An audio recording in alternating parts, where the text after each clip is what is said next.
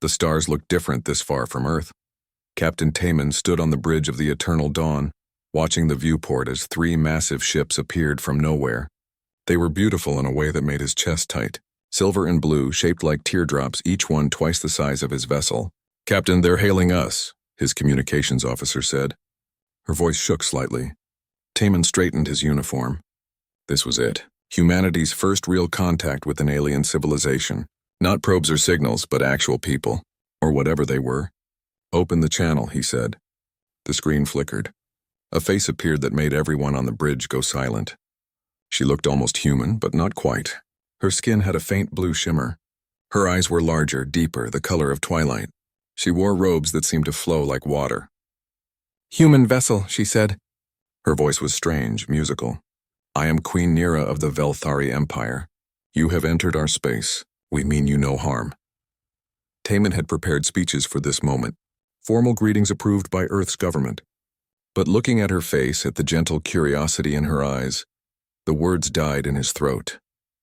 "I'm Captain Taman," he said simply. "We're explorers. We didn't know this was your territory." "We apologize," the Queen smiled. It transformed her face completely. "Do not apologize for reaching toward the stars, Captain. It is what all young species must do. We would like to invite you to our homeworld." "Will you come?" Every protocol manual said to refuse, to be cautious, to report back to Earth first. But Taman looked at her face and saw no deception. Only hope, only loneliness. "We would be honored," he said. The planet was called Velthara Prime. It hung in space like a blue jewel wrapped in silver clouds. As the eternal dawn descended, Taman saw cities that looked like they grew from the ground rather than being built. Towers of crystal and living metal, gardens that stretched for miles. Everything was beautiful and ancient and sad somehow. They landed in a courtyard made of white stone. The Queen herself waited for them. Up close, she was even more striking. Tall and graceful, moving like water, but there were lines around her eyes, a weight in her expression. "Welcome to Velthara Prime," she said. "Please come. We have prepared quarters for you and your crew." The palace was enormous. Halls lined with screens showing stars and nebulas. Rooms filled with plants that hummed softly. Fountains that played music. Taman felt like he was walking through a dream. Queen Nira led him to a private chamber. Through the windows, he could see the entire city spreading below them. She poured him something that looked like wine but tasted like starlight and honey. "Your people are very young," she said softly. "We have watched you for some time. Only recently have you left your solar system. Only recently have you stopped fighting yourselves." "The Mars Rebellion," Taman said. He touched the scar on his jaw without thinking. "It ended 3 years ago. You fought in it." "I did?" He didn't elaborate. The memories still hurt. She nodded slowly. "We had wars once, long ago. Before I was born. We nearly destroyed ourselves." She turned to face him fully. "Captain Taman, I must be honest with you. We did not invite you here by chance. We need your help." "Our help?" He almost laughed. "Your ships are more advanced than ours. Your cities, your technology. What could we possibly offer you?" "Life," she said simply. She explained it to him over the next hour. The Velthari were dying, not quickly but slowly over centuries. They lived for 1,000 years, but they had children rarely. Once every 100 years, perhaps, sometimes not at all. Their population had been shrinking for millennia. "We have tried everything," Nira said. Her voice was thick with old grief. "Medical treatments, genetic engineering. Nothing works. We are too stable, too perfect. We have removed all the chaos from our biology, and now we cannot change. Cannot adapt." "But humans," Taman said slowly, understanding. "Humans are chaos," she said with a small smile. "Your genetics are wild, unpredictable, diverse. Every human is different. You adapt constantly. You change. You survive." She looked at him with eyes that held centuries of sadness. "Your people could save mine. If you would share your genetic material with us, if we could create children together." Taman felt his face heat. "You mean breeding programs, controlled, respectful, voluntary?" She stood pacing to the window. "I know how it sounds. I know your people will be suspicious. But we are desperate, Captain. In another 1,000 years, there will be no more Velthari. We will simply fade away." He didn't know what to say. The weight of it was too much. One decision could save an entire species or doom humanity to suspicion and conflict with an advanced alien race. I need to think, he said, and talk to my crew. And Earth? Of course. She moved closer to him. Too close. He could smell something like rain and flowers. Captain Taman, may I be honest with you about something else? Please. I find you fascinating, she said softly. Not just humans. You specifically. Your courage, your kindness, the way you look at the stars like they hold all the answers. She reached out, almost touching his face, then stopped. But I am too old for you. I have lived for 847 years. I have seen empires rise and fall. I have loved and lost and loved again. You are young, barely 30 years. It would not be appropriate. Taman's heart hammered. He had thought the same thing, felt the pull toward her, but pushed it away as impossible. However, Nira continued, I have a daughter. She is young by our standards, only 127 years old. She has never met humans before. She is curious and brilliant and kind. The Queen smiled again, sad and knowing. Perhaps you would like to meet her. Before Taman could answer, the door opened. A young woman entered, and Taman forgot to breathe. She looked like her mother, but different. Smaller, more delicate. Her skin shimmered silver blue in the light. Her hair was long and dark, flowing like water. But it was her eyes that caught him. They were full of light, full of life, curious and excited and maybe a little nervous. Captain Taman, Queen Nira said formally. May I present my daughter, Princess Hana. She will serve as your official liaison during your stay on Velthara Prime. Hana stepped forward. She wore simpler robes than her mother, more practical. She smiled at him, and it was like sunrise. Hello, Captain, she said. Her voice was younger, lighter than her mother's. I have been reading about humans. Your music, your poetry, your wars. Everything about you is so intense, so fast, like fireworks. She blushed, her skin darkening to purple. I am sorry. I talk too much when I am nervous. No, Taman said. He found himself smiling back. Please, tell me what you think of us. Queen Nira watched them both. Her expression was soft and sad and hopeful all at once. She had ruled an empire for 600 years. She had made difficult decisions. But this might have been the hardest. She was giving her daughter to this human. This young, brief, burning star of a man, because she knew what her people needed, and because she knew, somehow, that her daughter's heart was already decided. I will leave you two to talk, Nira said quietly. Princess Hana will show you the city tomorrow, Captain. For tonight, rest. You have traveled far. She left, closing the door softly behind her. Taman and Hana stood in the beautiful room, looking at each other, and both knew that everything was about to change. 6 months passed like a dream. Taman had stayed on Velthara Prime as Earth's first official ambassador. Every day brought new wonders. Every day brought Hana. She was nothing like what he expected. The Velthari were supposed to be calm and wise and slow, but Hana was energy and curiosity wrapped in shimmering skin. She dragged him through markets where vendors sold things he couldn't name. She took him to gardens where the plants sang. She taught him words in her language that had no translation in his. This one means the sadness of watching stars die, she said one afternoon. They sat in her favorite garden, under trees that grew crystal flowers. And this one means the joy of meeting someone for the first time, knowing you will love them. Do you have a word for what we're doing? Taman asked. This. Friendship? She looked at him with those deep twilight eyes. We have a word. It means two souls learning to dance together. But it only works if both souls want to dance. His heart beat faster. And do they? I think they do, she whispered. But it wasn't all beauty and poetry. The Velthari government was divided. Half of them welcomed the humans. Half of them wanted nothing to do with what they called a primitive species. The leader of the opposition was a man named High Counselor Soren. Taman met him at a formal dinner. Soren was tall and thin, with skin that looked like polished marble.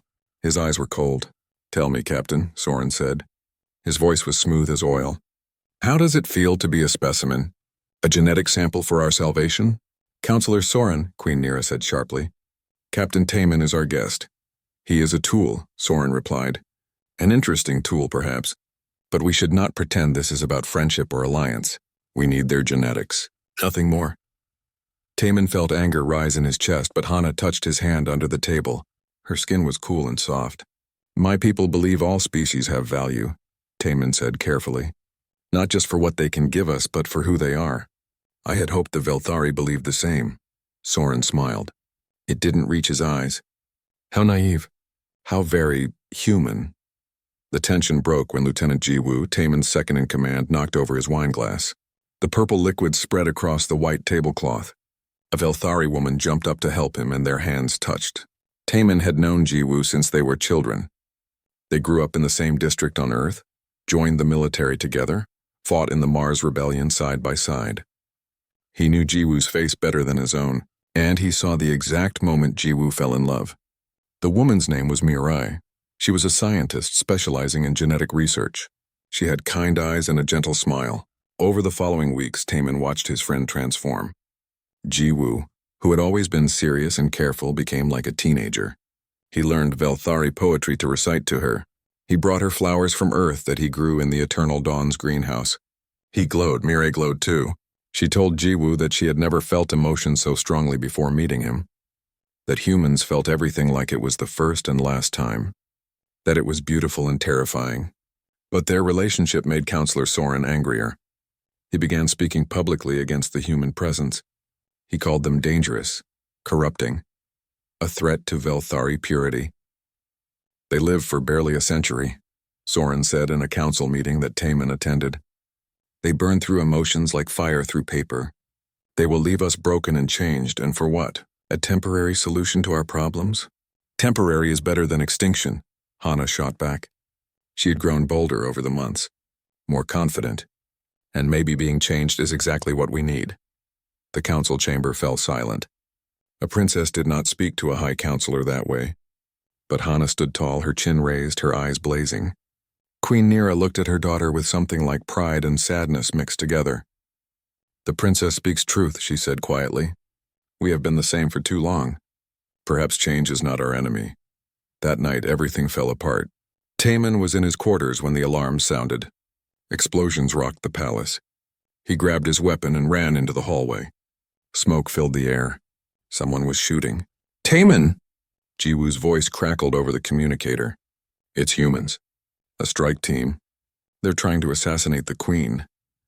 Ice flooded Taman's veins. Where? Throne room, hurry! He ran. The palace was chaos. Velthari guards fought against humans in black armor. How had they gotten here? How had they found this place? Then he remembered. The Purity Front, a radical group back on Earth that opposed alien contact. They believed humanity should remain pure, alone. They had threatened violence before, but this... Taman burst into the throne room. 5 humans in combat armor surrounded Queen Nira. She stood calmly, her hands raised, but there was fear in her eyes. Hana was beside her, and Taman's world narrowed to a point. Stand down, he shouted. I'm Captain Taman. I order you to stand down. The leader turned. Through his helmet, Taman could see cold eyes. You're a traitor, Captain. You've been seduced by these aliens. We're here to save humanity from contamination. You're here to murder an innocent woman, Taman said. He raised his weapon. His hands were steady. Walk away now or I will stop you. The assassin laughed. You'll shoot your own people for aliens? I'll shoot murderers, Taman said. Species doesn't matter. For a moment, nobody moved. Then everything happened at once. The assassins opened fire. Taman dove, rolling, shooting. Velthari guards poured in from side doors. Hana threw herself in front of her mother, and Taman's heart stopped. But Princess Hana was stronger than she looked. She caught the bullet somehow, her skin hardening to crystal. She roared, and it wasn't a human sound. It was something ancient and powerful. She grabbed one assassin and threw him across the room like he weighed nothing. The fight was over in seconds. 2 assassins dead, 3 captured. Queen Nira untouched. Hana breathing hard, her skin slowly returning to its normal shimmer. Taman ran to her. Are you hurt? No. She looked at him with wide eyes. You protected us. You turned on your own people for us. They weren't my people, Taman said. They were killers. There's a difference. Queen Nira approached slowly. She looked older than she had that morning. Tired. Captain Taman, your people tried to assassinate me. Your government will demand an explanation. They may end our alliance before it truly begins. I know, Taman said. I'll do whatever I can to fix this. Can you? Counselor Soren appeared from the shadows. He looked triumphant. Can you control your violent, chaotic species? Or have you proven that I was right all along? Taman had no answer. He looked at Hana, at Queen Nira, at the bodies on the floor. Human bodies. His species. His responsibility. Hana took his hand. This is not your fault, isn't it? His voice cracked. Maybe Soren is right. Maybe we're too dangerous, too unpredictable. No, Hana pulled him close. She was taller than him, and she wrapped her arms around him like she could shield him from the world. You are passionate. You are intense. You burn bright because your time is short. That is not a flaw. That is beautiful. Beautiful. Taman laughed bitterly.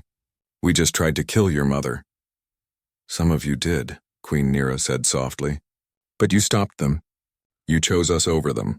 That means something, Captain. Does it? Taman pulled away from Hana.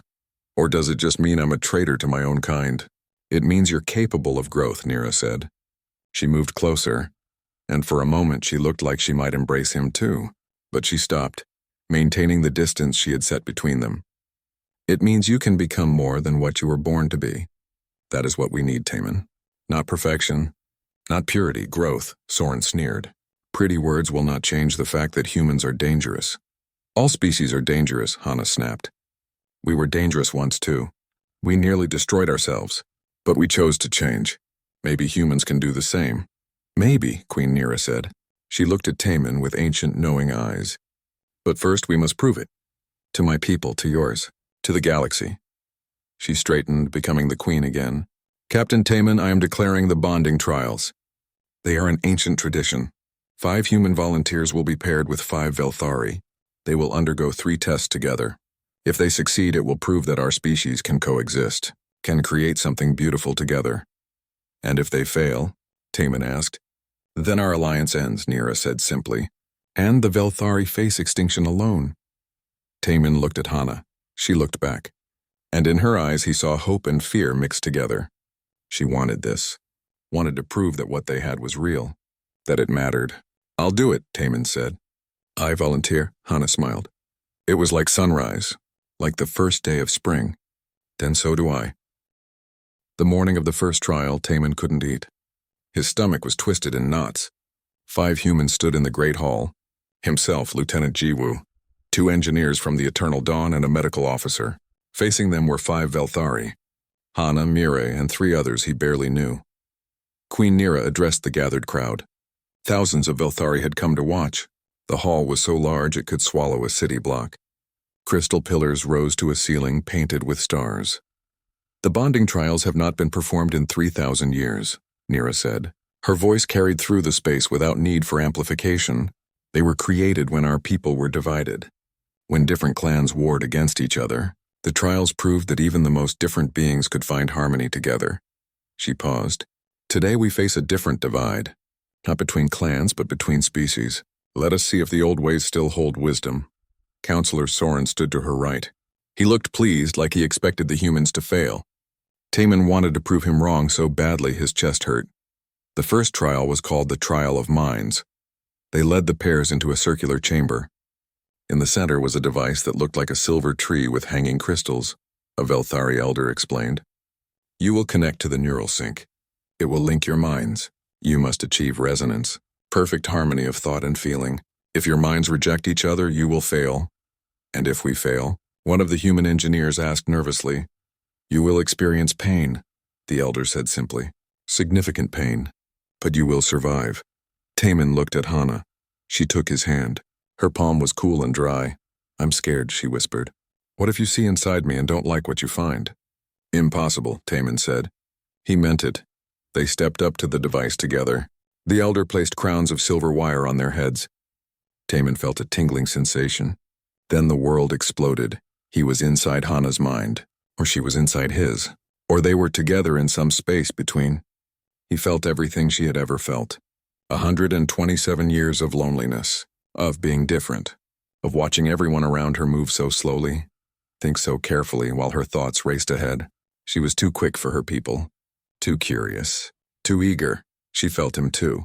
32 years of life packed with intensity, war, loss, the death of friends, the terror of space, the wonder of stars. Everything burned so bright in his memories, like each moment was the only moment that existed.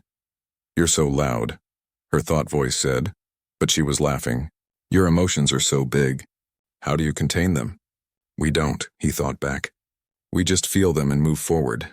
He saw her childhood, learning to read when she was 5 years old, understanding quantum physics at 20, being told again and again to slow down, to be patient, to wait, waiting for a century for something, anything, to be interesting. She saw his war, the Mars Rebellion, friends dying in his arms, the moment he decided to become a diplomat instead of a soldier, because he was tired of death. The first time he saw the stars from space and understood how small and precious Earth was. Their memories tangled together. Her loneliness and his grief, her curiosity and his hope. They fit together like puzzle pieces that didn't know they were meant to connect. The pain started then. The neural sync pushing, testing. Their minds were too different. The device was designed for Velthari, who all thought similarly. But Taemin's mind was chaos, random. It jumped from thought to thought like electricity. "It hurts," Hana gasped. In the real world, blood ran from her nose. "Hold on," Taemin thought. "Don't let go."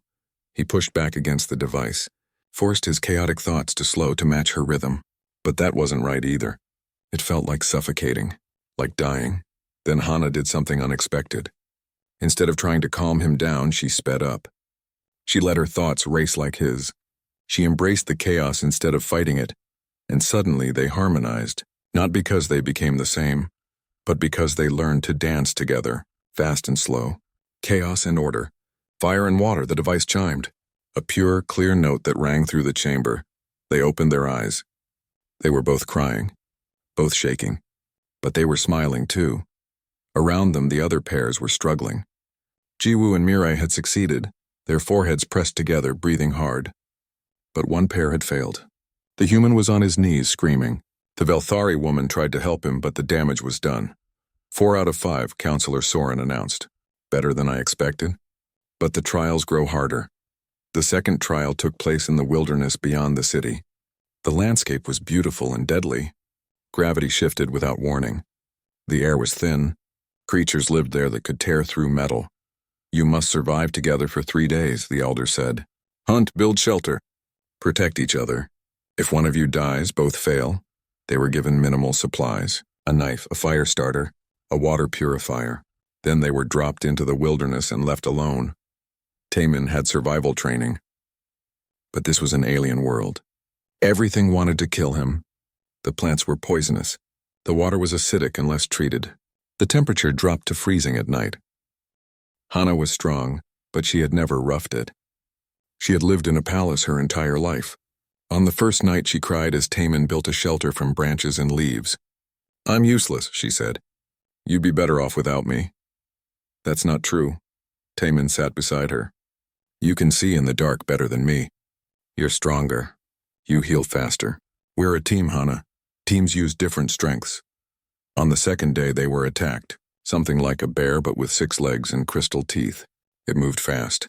Taemin fired his weapon, but the creature's hide was too thick. It charged. Hana stepped between them. Her skin hardened to crystal like it had during the assassination attempt. The creature's teeth broke against her.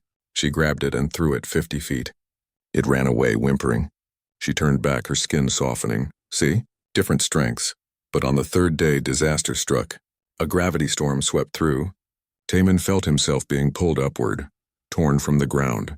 He grabbed a tree, but his grip was slipping. Hana caught his hand. She was heavier, denser. She anchored him. But the storm was pulling so hard. Her arm was tearing. She screamed in pain. "Let me go!" Taemin shouted. "You'll make it if you let go." "No." Tears streamed down her face. "We succeed together or fail together." The storm raged. Taemin felt his fingers slipping from hers. This was it. They were going to fail. Maybe die. Then something impossible happened. Jiwoo and Mirai appeared through the storm. They had finished their own trial and come looking. Jiwoo grabbed Taemin's other hand. Mirai grabbed Hana. Together, the 4 of them held on until the storm passed. When it was over, they lay in a pile, gasping and laughing. "You saved us," Hana said. That's against the rules. The rules say we must survive, Mirai said. They don't say we can't help each other. Counselor Soren was furious when they returned. This invalidates the trial. But Queen Nira smiled. No, it proves exactly what we hoped. That humans and Velthari together are stronger than either alone. All 5 pairs had survived. Soren's face turned dark. The third trial was the hardest. They had to create something beautiful together. Something that expressed who they were as a pair. Art, science, music, anything. Taemin couldn't paint, couldn't sculpt. He had no artistic talent, but he could feel. And Hana could translate feelings into sound. She was a musician, though she had never told him. They spent weeks working together. Taemin would describe memories.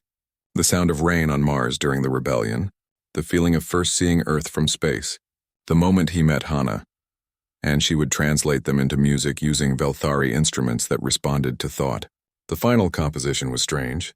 Sometimes it sounded like traditional Velthari music, all harmonics and long sustained notes. Sometimes it burst into chaotic human rhythms, drums and strings clashing. But somehow it worked. The chaos and the order wove together into something neither species could create alone. The day of the presentation, the Great Hall was packed. Every important person on Velthara Prime attended. Taemin and Hana stood before them, terrified. The music played. At first, people looked confused. The Velthari weren't used to such aggressive sounds. But then the melody emerged. A conversation between 2 voices. One ancient and slow, one young and fast. They argued and agreed. They fought and embraced. They became one thing made of 2 parts. When it ended, silence filled the hall. Taemin's heart sank. They had failed. Then Queen Nira stood. Tears ran down her face. I heard my husband in that music, she whispered. He died 200 years ago, but I heard him. The way he laughed. The way he challenged me. She looked at Taemin and Hana. You have created something that touches the soul. That is the highest form of beauty. The hall erupted in applause. Even some of Soren's supporters were clapping. Jiwoo and Mirai had created a new scientific theory combining human and Velthari physics. The others had made art, architecture, poetry. All 5 pairs had succeeded. Queen Nira declared the trials complete. The alliance was legitimate. Humans and Velthari could create children together, build a future together. But Counselor Soren wasn't finished. That night, as celebrations filled the city, he met with his supporters in secret. The trials were manipulated, he hissed. The Queen allowed them to cheat. She wants this alliance so desperately she'll ignore the truth. What truth? One of his followers asked. That humans are dangerous, chaotic. They will destroy us from within. Soren's eyes glowed with hatred. If the Queen won't protect the Velthari people, then I will. He had sabotaged the second trial. The gravity storm wasn't natural. He had created it, hoping to kill the humans. But they had survived through luck and friendship. He wouldn't make that mistake again. Next time he would be more direct, more permanent. As the celebrations continued, as Taemin danced with Hana under crystal lights, as the future seemed bright and full of hope, Soren prepared his final move. He would eliminate the human threat once and for all, even if it meant betraying his queen, even if it meant becoming a monster, because in his mind he was saving his people, and any price was worth that. 3 months after the trials, everything fell apart. Taemin was in his quarters on the Eternal Dawn, reviewing supply reports when the emergency broadcast came through. His hands froze on the datapad. This is Admiral Kwan of Earth Defense Force, the voice said. All human vessels are ordered to cease contact with Velthari immediately. Multiple human ships transporting Velthari ambassadors have been destroyed. We believe the attacks came from Velthari warships. Taemin's blood ran cold. That's impossible, he ran to the bridge. Jiwoo was already there, pulling up tactical displays. 3 human ships destroyed in different sectors. All of them had Velthari passengers. The evidence showed Velthari weapon signatures. It's a setup, Jiwoo said. It has to be. Of course it is. Taemin pulled up communications. Get me Queen Nira, but the Queen was already calling him. Her face appeared on screen. She looked devastated. Taemin, you must believe me. We did not do this. I have checked our entire fleet. No Velthari ship fired on your people. I believe you, Taemin said, but Earth won't. They're recalling all our ships. Then we must find proof. Nira's face hardened. Before this turns into war, but it was already too late for that. Within hours, news spread across Earth. The Purity Front, the same group that had tried to assassinate Queen Nira, released statements saying they had warned everyone. That aliens couldn't be trusted, that the Alliance was a trap. Worse, they were gaining support. Fear spread like wildfire. Human colonies began demanding protection from the Velthari threat. Politicians who had supported the Alliance suddenly went quiet, and then the real enemy revealed themselves. The Krell Dominion. Taman had never heard of them until they appeared in human space. A fleet of black ships, angular and brutal, they broadcast on all frequencies. Humans of Earth, the Krell commander said. His face was reptilian with scales and cold eyes. We have watched your alliance with the Velthari. We have seen how they manipulate you. Use you for their genetic experiments. The ships destroyed. That was them testing your defenses. We have proof. We will share it with you, and we will help you defend yourselves against this threat. The proof was convincing. Too convincing. Video feeds showing Velthari ships firing on human vessels. Intercepted communications. Financial records showing the Velthari paying human radical groups.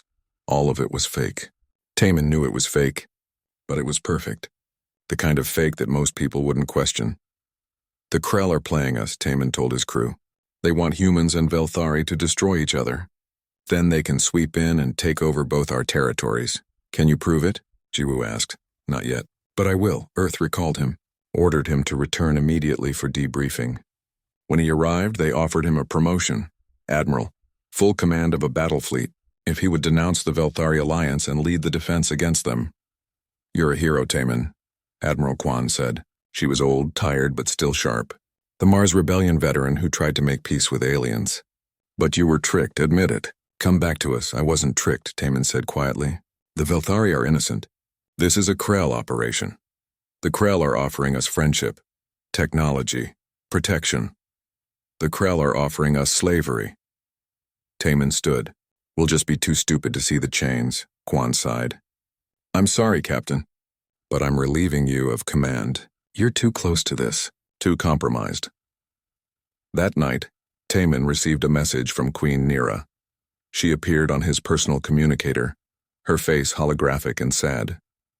They have recalled you, she said. It wasn't a question. Yes, then go. I release you from any obligation to us. You have done more than we had any right to ask. Go back to your people. Live your life. What will you do? Taman asked. Prepare for war. Her voice cracked. The Krell are not just manipulating Earth.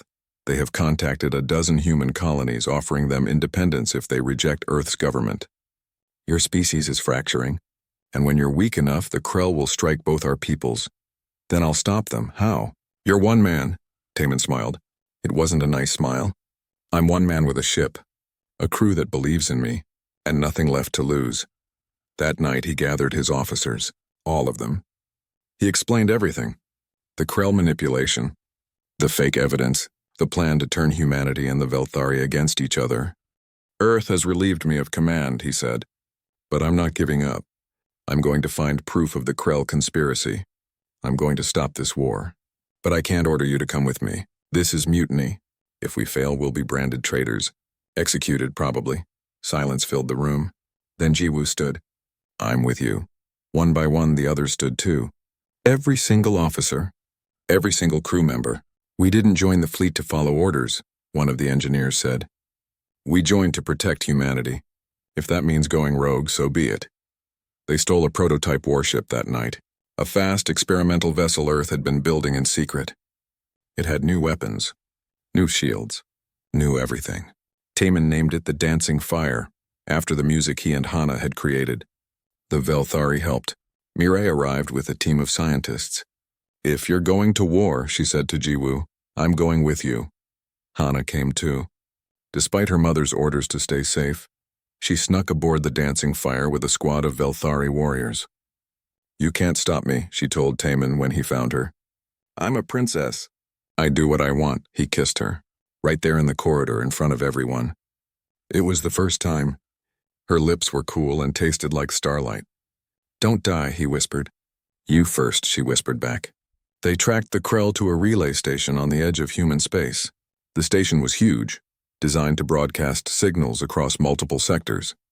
It was heavily defended, 5 Krell battleships, hundreds of fighters. The dancing fire had 1 ship. 1 crew, no backup. This is crazy, Jiwoo said. He was smiling. Completely crazy, Taemin agreed. Let's do it, they attacked at dawn, using Velthari stealth technology combined with human aggressive tactics. They hit fast and hard, destroyed 2 battleships before the Krell even realized they were there. But then the Krell adapted. Their ships surrounded the dancing fire. They fired from all sides. Shields dropped to 40%, 30-20. We need to retreat, Jiwoo said. Not yet. Taemin pulled up tactical. The relay station. If we destroy it, we destroy their ability to coordinate the conspiracy. It's too well defended. Not if we ram it. The bridge went silent. Hana stood up from where she had been manning weapons. No, Taemin, no. Set the autopilot, Taemin said. Everyone get to escape pods. We won't have time, Jiwoo said. The moment we launch, the Krell will blow the pods out of space. He was right. Taemin knew he was right. Someone had to stay. Someone had to guide the ship in manually. Keep the Krell focused on the dancing fire instead of the pods. Then I'll stay, Taemin said. No! Hana grabbed his arm. Her strength could have crushed steel, but her grip was gentle, desperate. Please. I just found you. I can't lose you. The galaxy can't lose its hope, Taemin said. He touched her face. Go live, make our people's alliance real. Have children. Save your species. I don't want to save my species without you. She was crying. Velthari didn't cry often, but when they did, their tears were like diamonds. They fell and chimed on the deck. An alarm blared. Krell ships were charging weapons for a final strike. Jiwoo made the decision. I'll stay. What? Taemin turned. You're the symbol, Jiwoo said. The human who fell in love with an alien princess. The bridge between species. They need you alive, he smiled. Besides, I always wanted to go out like a hero in one of those old war movies. Jiwoo, no. But Jiwoo was already pushing him toward the escape pod. Mirai was screaming, trying to get back to him, but Hana held her, both women crying. The last thing Taemin saw before the pod sealed was Jiwoo sitting in the captain's chair, giving him a salute. Smiled, then they were away. The pods scattered. Some were destroyed, but most made it. Taemin watched through the viewport as the dancing fire accelerated. Jiwoo was singing over the comm, an old Korean song from their childhood. The ship hit the relay station at full speed. The explosion was like a new star being born. Beautiful and terrible. The relay station shattered. The Krell battleships were caught in the blast. Secondary explosions rippled through them, and in the wreckage, Taemin's crew found it. The evidence. Data cores showing the Krell conspiracy. Plans to enslave both humanity and the Velthari. Fake evidence they had manufactured, everything. But the cost was too high. Jiwoo was gone. 15 other crew members died. Mirai held the data core containing the proof, but she looked empty. Broken. Hana held Taemin as he wept. And for the first time he understood what the Velthari meant when they said love and loss were more profound for them. Because now he knew he would carry this grief for the rest of his life, however brief that life might be. The proof changed everything. Within weeks, the Krell conspiracy unraveled. Earth's government saw the evidence and turned against the Dominion. The Purity Front lost support overnight when people realized they had been tools of an alien power trying to enslave humanity. But knowing the truth didn't erase the damage. Thousands had died, human and Velthari both. Trust was broken. Fear still lingered in people's hearts.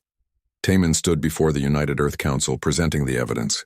He wore his uniform, but the bars had been torn off. He was no longer a captain. Not officially. Just a man who had betrayed orders to save his species. We were played, he told the council. Humans and Velthari both. The Krell wanted us to destroy each other so they could sweep in and claim our worlds. They almost succeeded. Because you convinced us to trust aliens, one counselor said. If we had remained isolated, we would have been conquered anyway, Taemin interrupted. Alone, humanity is weak.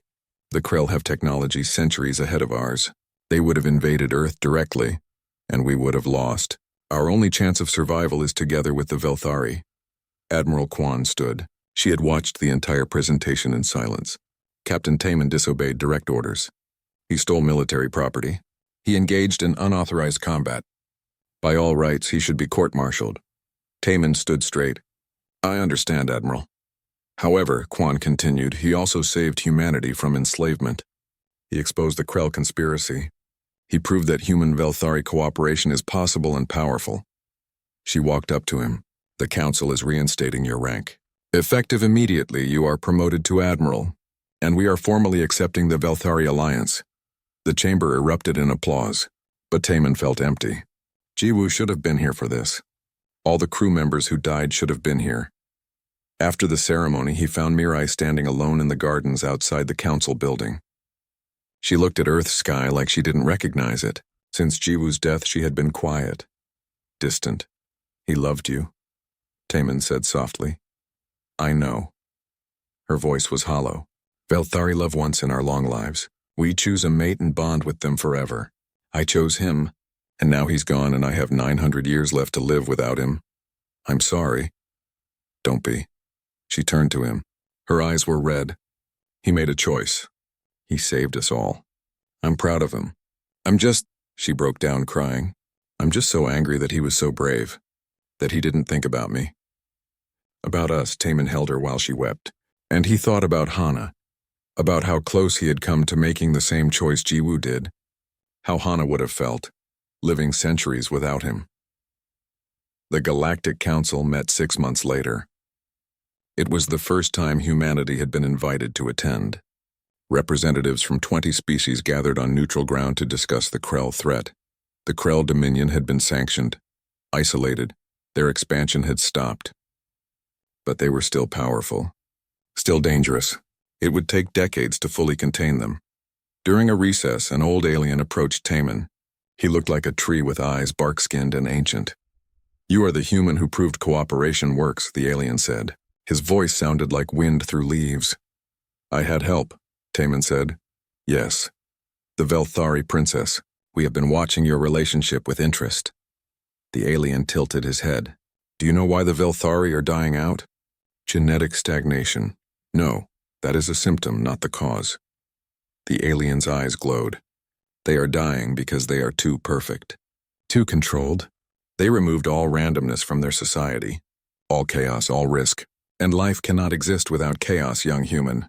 Life is beautiful because it is messy and unpredictable. I don't understand. You will. The alien walked away, leaving Taman confused. But he understood 2 months later when Hana came to him with news. They were on Velthara Prime in the palace. Queen Nira had invited all the human Velthari pairs for a celebration. 15 pairs now, more forming every day. Hana took his hand and led him to a private balcony. The city spread below them, glowing in the twilight. She looked nervous. I need to tell you something, she said. What's wrong? Nothing. Everything. I don't know. She took a deep breath. I'm pregnant. The world stopped. Taman couldn't breathe. Are you sure? Yes, Mirai confirmed it. She's been studying human Velthari genetics. Hana's eyes filled with tears. Taman, this is impossible. Velthari pregnancies take years to develop. But I've only been pregnant for 2 months and the child is already growing so fast. It's not normal. Because the child is half human, Taman said, understanding flooding through him. Human pregnancies are fast. 9 months. Your child is somewhere in between. Our child, she corrected. She touched her stomach. But I'm scared. What if something goes wrong? What if the genetics don't mix properly? Then we deal with it, Taman said. He put his hand over hers. Together. That night, Queen Nira called a private meeting. Just Taman, Hana, and herself. I am stepping down as queen, Nira announced. Mother, no.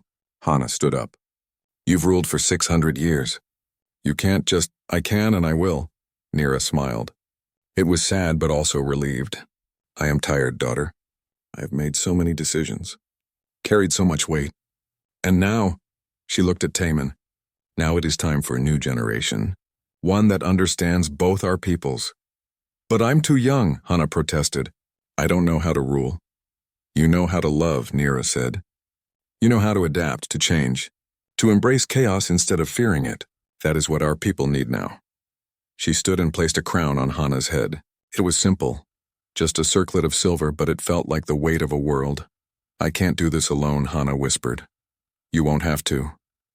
Nira looked at Taman. Will you stand beside her? Not as a consort, but as an equal? Help her bridge our peoples? Taman thought about all the protocol. all the rules he was breaking. Then he thought about Hana, about their child growing inside her, about the future. Yes, he said simply. The coronation was simple. Velthari tradition mixed with human ceremony. Hana became Queen Hana the Unifier. Taman became her advisor and partner. Not officially married by Earth or Velthari standards, but bonded in a way that went deeper than law. 5 months later, their daughter was born. The first human Velthari hybrid. She had her mother's shimmering skin, but it was warmer, more pink than blue. She had her father's dark eyes. She was small and loud and perfect. They named her Jiwoo. After the friend who had sacrificed everything, Mirai held the baby and cried. She's beautiful. He would have loved her. She'll know his story, Taman promised. Every human Velthari child will know. They'll know that humans and Velthari died together to save our future. The baby's birth changed everything. She proved that the hybrid genetics were viable, strong. Mirai's research showed that human Velthari children would combine the best of both species. The longevity of the Velthari with the adaptability of humans, the strength of one with the creativity of the other. Over the next year, 50 more hybrid children were born, each one different, each one proof that diversity made strength, not weakness. The Velthari population began to grow for the first time in millennia. Human colonies expanded with Velthari help, terraforming planets that humans couldn't survive alone. Trade flourished, culture mixed.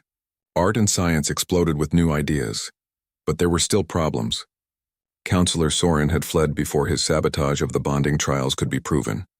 He was out there somewhere, gathering supporters who still believed in Velthari purity. The Krell were contained but not defeated. Other alien species watched humanity's rise with suspicion and jealousy. We've bought peace, Taman told Hana one night as they watched their daughter sleep. But it won't last. There will always be another enemy. Another crisis. Then we'll face it together, Hana said. She leaned against him. That's what you taught me. That humans don't run from challenges. You run toward them burning bright. We burn bright because our time is brief, Taman said. He had said this before, but now he understood it deeper. We love fiercely because we know loss. We fight hard because we know what we're protecting. And now I understand it too. Hana touched his face. Before I met you, I had all the time in the world. Nothing mattered because everything would still be there in a century. But you've taught me that every moment matters. That brief and brilliant is better than long and empty. Will you be okay? Taman asked. When I'm gone, you'll live for centuries after I die. I'll have our daughter, our grandchildren, the legacy we built together. She kissed him. And I'll remember every moment, every laugh, every fight, every triumph. The Velthari remember everything, Taman. Your life might be brief, but in my memory you'll be eternal. 10 years passed. Then 20. Taman grew older, but Hana barely changed. She was a good queen. Fair and wise, but also daring. She made decisions her mother never would have made, took risks, embraced change. Their daughter grew up brilliant and beautiful. She became a scientist like Mirai, studying ways to help humans and Velthari integrate even better. She had her father's quick mind and her mother's deep wisdom. Former Queen Nira lived quietly in a country estate. She wrote poetry, studied philosophy, found peace after 600 years of burden. Sometimes Taman visited her, and they would sit in her garden drinking tea and talking about the old days. I knew from the moment we met that you would change everything, Nira told him one afternoon. He was 50 now, gray in his hair, not because you were perfect, but because you dared to try. I had good teachers, Taman said. We taught each other. Nira smiled. That's the secret, isn't it? Neither species had all the answers, but together we found new questions worth asking. On his 60th birthday, Taman stood with Queen Hana on the palace balcony. Ships from a dozen species arrived for a unity summit. The alliance had grown. Humans and Velthari together had shown other species that cooperation was possible. That diversity made strength. Look at what we built, Hana whispered. Look at what your brief, brilliant life created. Our life, Taman corrected. I couldn't have done any of it without you. She took his hand. It was wrinkled now, spotted with age, but she held it like it was precious, like it was worth centuries of love. Below them, their daughter played with her own children. Human Velthari hybrids of the second generation, even more diverse, even more beautiful. The future made flesh. Do you have any regrets? Hana asked. Taemin thought about it. About Jiwoo, who he still missed.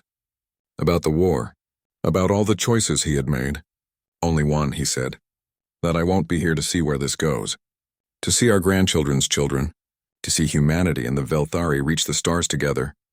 You'll be there, Hana said. In every hybrid child. In every alliance we make.